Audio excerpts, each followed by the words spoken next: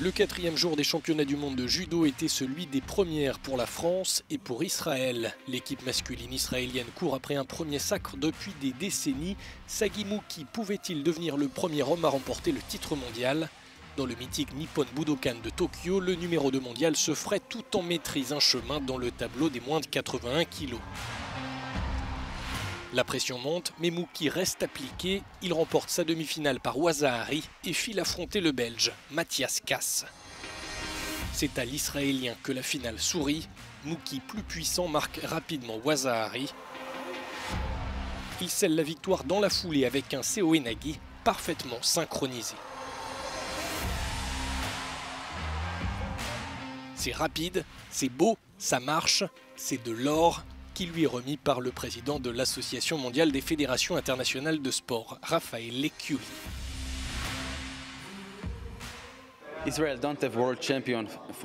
L'équipe masculine d'Israël n'avait jamais remporté de titre de champion du monde. Mon entraîneur Orenz Madja a été médaillé d'argent à Tokyo en 1995. Je suis tellement heureux d'avoir changé de catégorie. Je suis champion du monde, le premier champion du monde masculin d'Israël.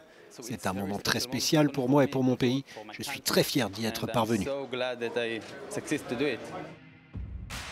Clarisse Agbenienou pouvait-elle le faire, établir un nouveau record pour la France en remportant un 4e titre mondial? La réponse est oui. En finale, elle affronte pourtant une héroïne locale, Tashiro Miku, bien décidée à prendre sa revanche sur sa finale perdue l'an dernier. Mais c'est bien Agbenienou qui prend le dessus après plus de 10 minutes de combat et un golden score à couper le souffle. Des larmes et une franche accolade entre ses deux rivales et amis des tatamis. La fierté du secrétaire français de l'IJF, Jean-Luc Rouge, au moment de lui remettre sa 4e médaille. C'est fou, je n'arrive même pas à réaliser. Je suis tellement heureuse de ma journée parce que tous ceux qui m'ont vu combattre comme je l'ai fait pendant la première partie de la journée pensaient peut-être que ça allait être facile, mais mentalement, ça ne l'est pas du tout. Et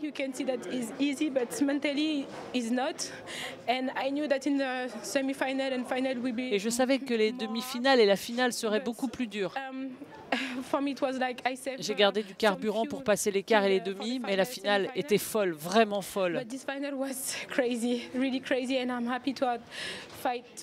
Je suis très contente d'avoir combattu avec Tashiro Miku, mais c'est vraiment la meilleure des adversaires. Je tiens à la remercier. On termine avec la prise du jour, celle de Saïd Molaé, un kataguruma très rare. C'est la marque de fabrique du champion du monde sortant et on comprend pourquoi.